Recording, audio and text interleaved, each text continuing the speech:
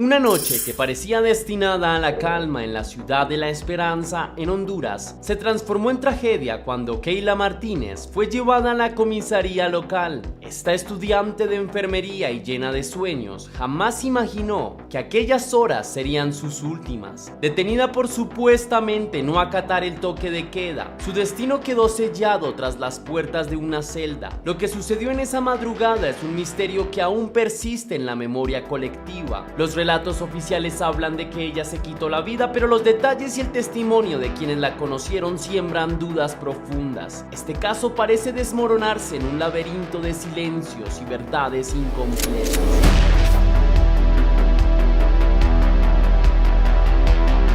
Antes de iniciar, quiero enviar un saludo a Lazar Kaupegui, que me escribió gracias.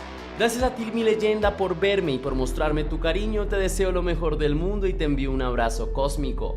También quiero agradecer a Jazmín Guadalupe Pardo, que me escribió gracias. Muchas gracias a ti por verme y disponer de tu tiempo para apoyar este contenido. También te deseo lo mejor y te envío un gran abrazo cósmico. Ahora sí, la pregunta del día de hoy es: ¿qué es algo que nunca harías en tu vida pero que muchas personas sí hacen? Déjame tu respuesta en la caja de comentarios.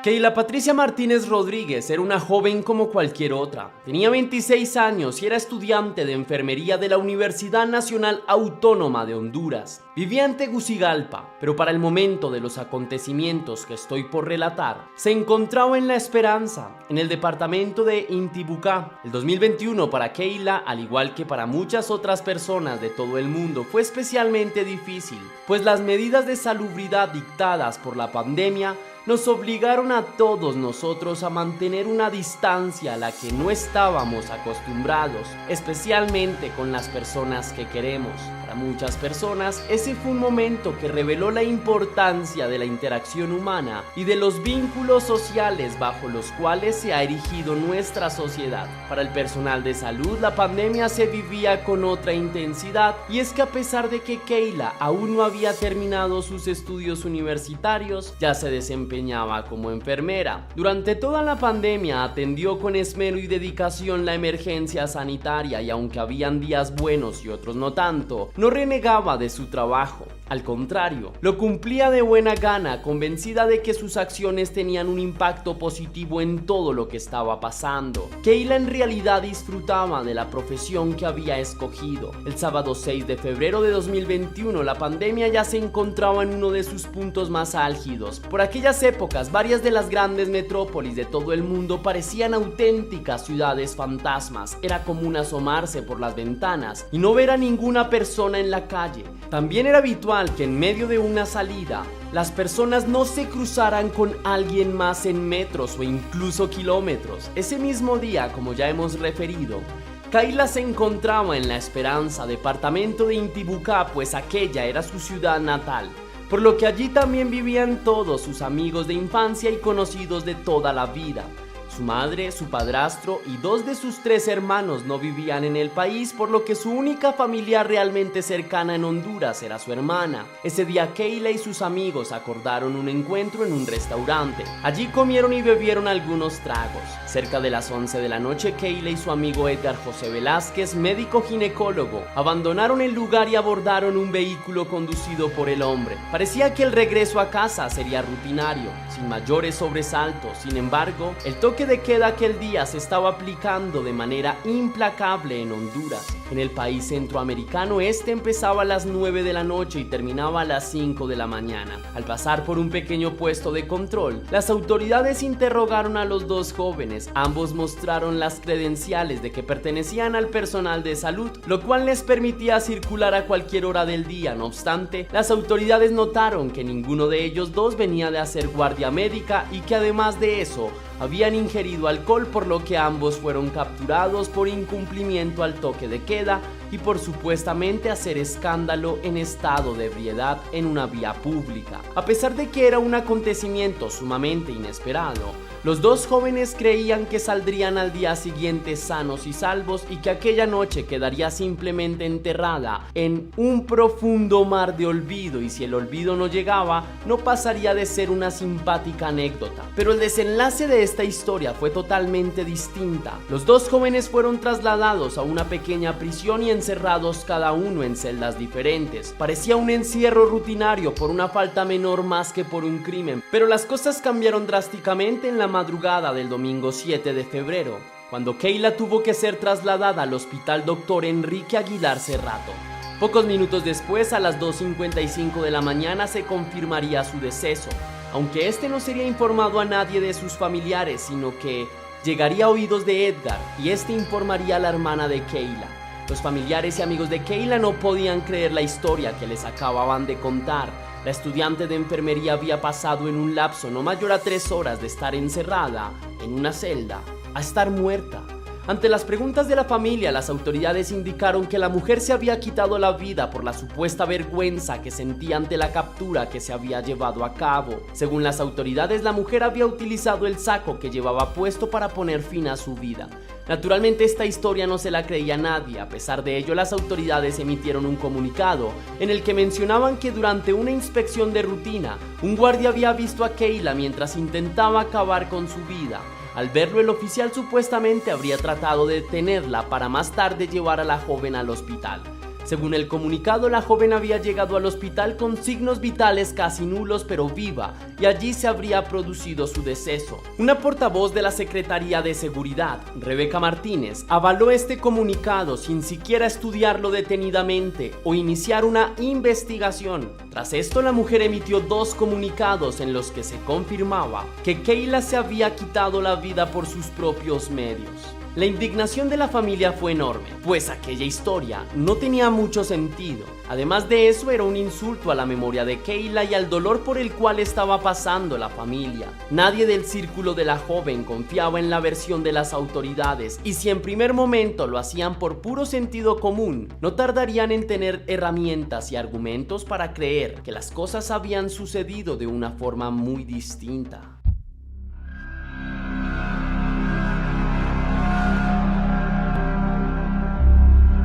A los pocos días salieron los resultados forenses y estos corroboraron las sospechas que toda la familia y los amigos de Kayla tenían. Estos arrojaron que la estudiante de enfermería había muerto a causa de asfixia mecánica por obstrucción de las vías respiratorias, lo cual arrojaba como conclusión que la joven de 26 años no habría puesto un punto final a su vida de forma autónoma, sino que su vida le fue arrebatada. Además de esto, los médicos que atendieron a Kayla la noche en la que fue trasladada al hospital dijeron que ella había llegado sin signos vitales cuando fue ingresada a la sala de emergencias, por lo cual esta información también desmentía el comunicado emitido por la Policía de Honduras. Por si fuera poco, la Fiscalía, que también entró a investigar el suceso, corroboró que Kayla había fallecido producto de asfixia mecánica y que, de acuerdo con medicina legal, esto demostraba que todo había sido producto de un homicidio. En consecuencia, el Ministerio Público emitió un comunicado en el que se exigía que todos los oficiales que habían presentes en la unidad policial número 10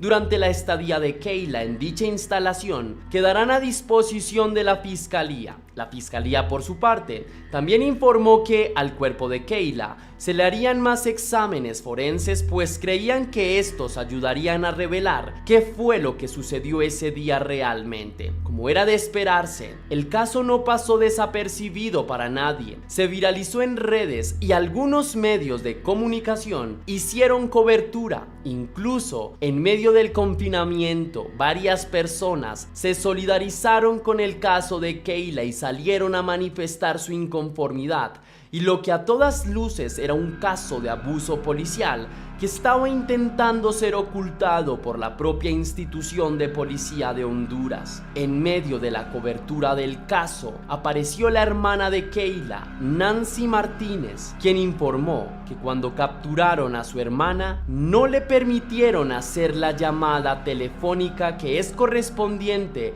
a lo que se podía realizar. Adicionalmente, tampoco le avisaron a ella que había sido detenida ni que había tenido esa supuesta serie de comportamientos que atentaban contra su propia integridad. Mientras Nancy se quejaba de todas estas irregularidades, la policía no paraba de corroborar esta versión de los hechos. Además de esto, mencionaban que tanto Kayla como Edgar habían sido detenidos en un alto estado de ebriedad mientras causaban escándalos en la vía pública. Los amigos que pasaron esa noche con la estudiante de enfermería dijeron que ni Kayla ni Edgar estaban ebrios. Si bien era cierto que habían tomado algunos tragos, el licor que habían consumido no era suficiente para que nadie del grupo se embriagara.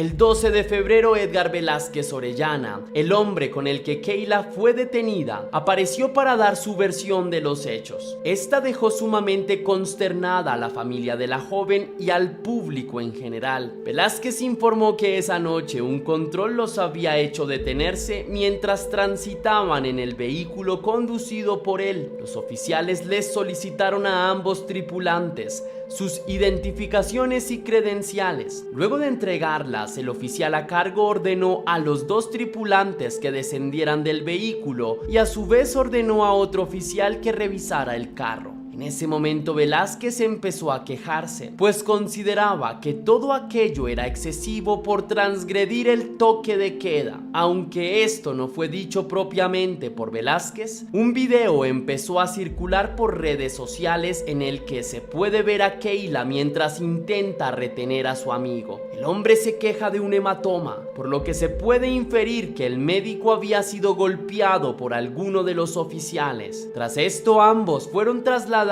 a una pequeña unidad policial, donde a ninguno de los dos se le permitió hacer la llamada protocolaria que les correspondía. Una vez allí, Velázquez fue puesto en una celda con 10 personas, mientras que Kayla fue llevada a una celda para ella sola. Aquí es cuando el relato del hombre empieza a parecer contradictorio y hasta incoherente con todas las evidencias que hasta ese momento se disponían. Velázquez dijo que al llegar a la prisión Kayla estaba muy alterada y que a través de las celdas la mujer había mencionado la intención de poner un punto final a su vida colgándose con su saco. Después de esto, él supuestamente la intentó calmar, algo que según él había surtido efecto, pues después de esto ni él ni las otras personas que estaban presas la escucharon más durante aproximadamente media hora. Según su testimonio, 35 minutos pasaron en total silencio por parte de Kayla cuando un guardia que hacía la guardia de esa noche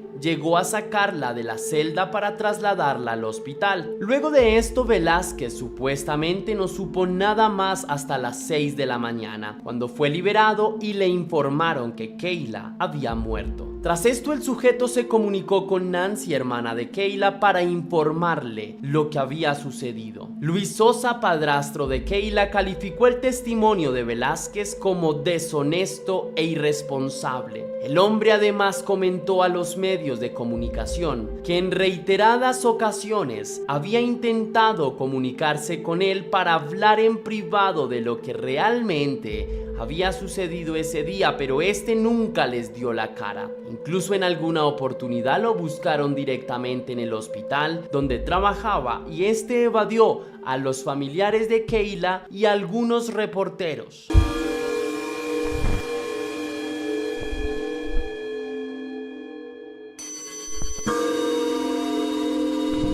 Durante los meses que siguieron al homicidio contra Kayla, la fiscalía siguió haciendo sus investigaciones y en abril de 2021 se llevó a cabo la primera detención. Se trató de un hombre llamado Harold Perdomo, oficial que estaba de turno cuando Kayla fue llevada a la unidad policial y era el encargado de vigilar la celda. Según su versión, Perdomo y otros oficiales le habían quitado el suéter a Kayla nada más esta llegó, pero luego decidieron devolvérselo porque esa noche supuestamente hacía bastante frío. Durante una de sus guardias, el hombre vio que la mujer había atado el suéter a los barrotes de la celda. y se había colgado. El hombre declaró que cuando la halló estaba mirando hacia el piso y que los pies no tocaban el suelo realmente. Dijo que después de esto ingresó rápidamente a la celda para sacarla. Después de esto, el hombre supuestamente corrió a avisarle a uno de sus supervisores llamado Brian y a otro oficial llamado Danilo Vázquez. Por otra parte, la investigación de la fiscalía, que tenía en su poder registros de video de la unidad policial, determinó que el oficial Perdomo estuvo dentro de la celda de Keyla durante aproximadamente 5 o 6 minutos, aunque no se pudo determinar qué hizo en el interior de la celda. La fiscalía creía que el tiempo que pasó dentro era incompatible con las acciones que, según él, había realizado. Además de esto, los registros de video captaron otra serie de actitudes sospechosas. Primero, Perdomo pasó una cantidad extraña de tiempo fuera de la celda. Luego, obligaron a varios de los presos a limpiar la celda de Keyla. Durante las horas que siguieron al traslado de Keyla, se ve que entra en la celda en reiteradas ocasiones, varios oficiales incluso. Cabe la pena recordar que la celda estaba desocupada, pues solo era ocupada por Keyla, entonces no se entiende cuál era el motivo de todas aquellas visitas, o mejor dicho, muy posiblemente tenían que ver con la alteración de la escena del crimen. Eso era lo que creía la abogada defensora del caso de Keyla. Algo que la fiscalía y la abogada de Keyla tienen claro es que Perdomo no es el único implicado en el crimen, sino que hay toda una serie de encubrimientos y que muy probablemente utilizaron a Perdomo como chivo expiatorio, probablemente por ser el oficial de menor rango. A estas conclusiones llegaron debido a que hay toda una serie de inconsistencias que son muy difíciles de explicar y que la participación de más de una persona es necesaria para que el crimen se hubiese podido llevar a cabo.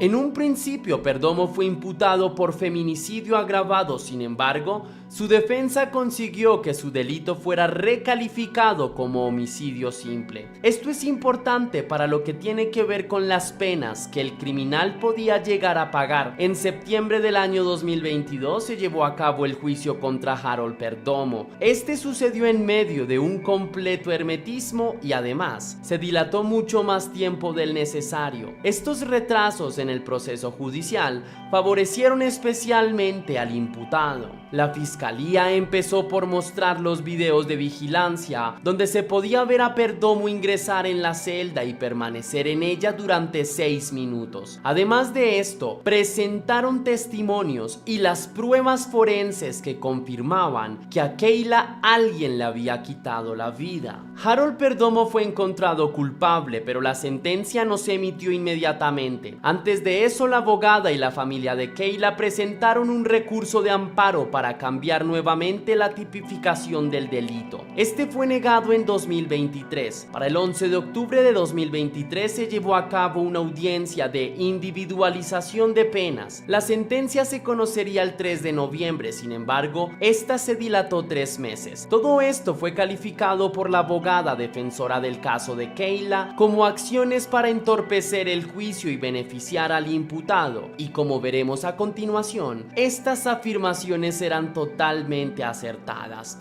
La sentencia llegó el 15 de febrero de 2024, casi 3 años después del homicidio contra la joven estudiante de enfermería. El crimen quedó impune. Harold Perdomo fue sentenciado a ínfimos 5 años de prisión con posibilidad de prisión domiciliaria, inhabilitación de 4 años, deber de prestar servicio social y una multa de aproximadamente de $300. El 28 de febrero, Harold Perdomo quedó en libertad. Indudablemente alrededor de este caso hay un nimbo de misterio, pero especialmente toda una serie de manipulación de datos y de tráfico de influencias. Es increíble que una vida valga tan poco para el sistema de justicia hondureño, pues la pena que recibió Perdomo, así fuera un chivo expiatorio, fue ridícula. Tras toda esta serie de acontecimientos, la familia de Keyla declaró lo siguiente: Como familia nos sentimos decepcionados y defraudados con la injusticia hondureña, tristes por la muerte de nuestra querida Keila, que, como muchas otras, han quedado en la impunidad y sus verdugos están libres con carta blanca para seguir delinquiendo en el país. Múltiples organizaciones internacionales han tratado de intervenir en el caso para que se haga justicia. A día de hoy, Norma Martínez, hermana de Keila, intenta a través de la Corte Interamericana de Derechos Humanos que el caso de su inocente hermana no quede en la impunidad y que todas las personas involucradas en este detestable crimen paguen su justa condena. Si te gustó la investigación de este caso, querida leyenda, déjame saber con tu misterioso like.